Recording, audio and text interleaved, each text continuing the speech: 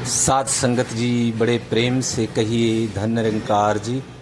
आज का टॉपिक संत समागम हरि कथा तुलसी दुर्लभ होए। बाबा तुलसीदास जी कह रहे हैं अपने अनुभव को जो उन्होंने महसूस किया, क्योंकि संत सत्संगत वही एक संदेश देते हैं कि मैंने ऐसा अनुभव किया है और अब आप सबका भी कल्याण हो। जो खुशी जो प्राप्ति मुझे हुई है उस बात को आप भी महसूस करो, उस बात को आप भी उस बात का आनंद लो। तो सत्संगत ये सुंदर वचन आ रहा है संतों का कि संत समागम, जहाँ पर संत इकट्ठे होते हों।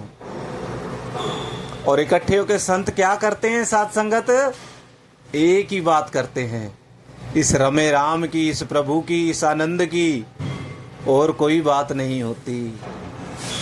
और ये बड़ी सत्संगत कृपा होती है। तभी सत्संगत महात्मा यहाँ भी चेतन करते हैं कि यही सत्संग और समागम और हरि कथा, सत्संग दो घड़ियां कोई करण नसीबों वाले, बड़े नसीब होते हैं, बड़ी दुर्लभ होती। इसलिए बाबा तुलसीदास जी कहते संत समागम हरि कथा आसान नहीं है। माया भ्रम में डाल देती, कहीं भी हो सकती, कभी भी हम कर सकते हैं। ना जी ना, ये तो इसकी कृपा होती है, इसकी रहमो करम होता है कि ये हमारे को सत्संगत ऐसे आनंद के साथ उन पलों में बिठा देता है, उसका आनंद हमारे साथ कनेक्ट कर देता है, जोड़ देता है। तो सत्संगत जी, अभी भी हम सभी बड़ी भागों वाले हैं कि पूरे वर्ल्ड के अंदर से ये जो समागम सतगुरु माता सुदीक्षा जी महाराज निरंकारी संत समागम जो है, ये भी बड़ी किस्मत से मिलता है। बड़ी सत्संगत हमारे कोई ऐसे कर्म होते हैं, सतगुरु की रहमत होती है, तो ये कैसा एक हवन यज्ञ रचाया है। और आप सभी ब्रह्मज्ञानी संतों ने बरसों बरस से इसका आनंद ले रहे हैं। ये बीज डालने का, ये आनंद लेने का समय है सत्संगत, जहाँ जा कर के भक्त और भगवान निराकार के साथ साथ साकार रूप में भी स्वयं सतगुरु समय के मालिक विराजमान, और सत्संगत भगत और भगवान आमने सामने। कितनी सुंदर अवस्था, कितनी सुंदर दुर्लभ घड़ी कहाँ मिल सकती है। सारा संसार ढूंढ रहा है, इतने यत्न कर रहा है, इतने प्रयत्न कर रहा है, इतनी कोशिशें कर रहा है। और सत्संगत वहाँ अमरनाथ जी के वहाँ जहाँ पर ये कथा कही गई वहाँ पर भी गए, लेकिन उन्हें ये नहीं पता कि वो अब वहाँ केवल एक ज्ञान कक्ष रह गया है।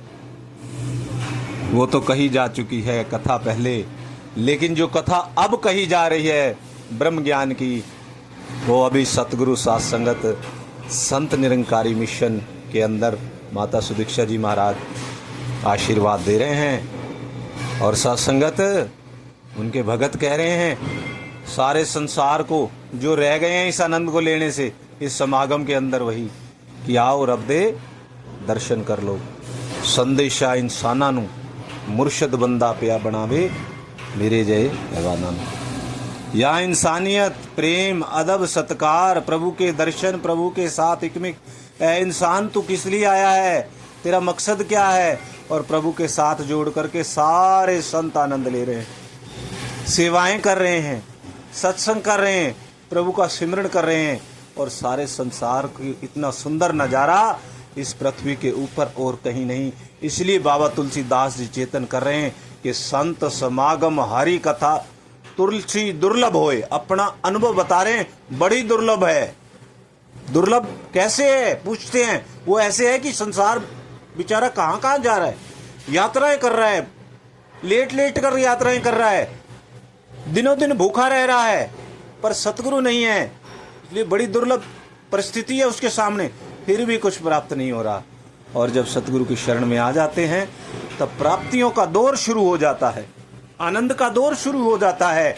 गुरबाणी के अंदर कह रहे बाबा जी कह रहे हैं, आशीर्वाद दे रहे हैं, आनंद भयो मेरी माए सतगुरु में पाया। इसलिए सत्संगत, क्योंकि मेरे को अब आनंद प्राप्त हो रहा है, मेरे को प्रभु प्राप्त हो रहे हैं, मेरे को ये सदा रहने वाला आनंद प्राप्त हो रहा है, मेरे को ये समागम का आनंद प्राप्त हो रहा है, मेरे को ये हरि कथा का आनंद प्राप्त हो रहा है। इतना सत्संगत कृपा है सत्संग के अंदर, इतनी महत्ता है सत्संग की। आप सभी ने सुना कि गरुड़ भगवान कैसे भ्रम में पड़ गए, जो निरंतर प्रभु के साथ रहते हैं, और उनको भी महादेव जी ने कहा आप फला पर्वत पर काग भुसंडी जी कथा कर रहे हैं, जो संतों का समागम वहां पर हो रहा है, जो संतों का सत्संग हो रहा है, आप वहीं जाइए, आपको वहीं पर ही जा करके आपके भ्रम खत्म हो सकते हैं।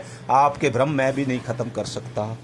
इतना महादेव जी ने भी कहा कि ऐसा सत्संग का प्रताप, ऐसा संत समागम का सुख मिलता है, ऐसी प्राप्ति होती है। आओ हम सभी मिल करके खुद भी इस आनंद को प्राप्त करें, नाचें गाएं, और सारे संसार को जिनको ये आनंद प्राप्त नहीं हुआ है उन्हें भी कहें कि आकर के आपने ये आनंद प्राप्त करना है, जो संत समागम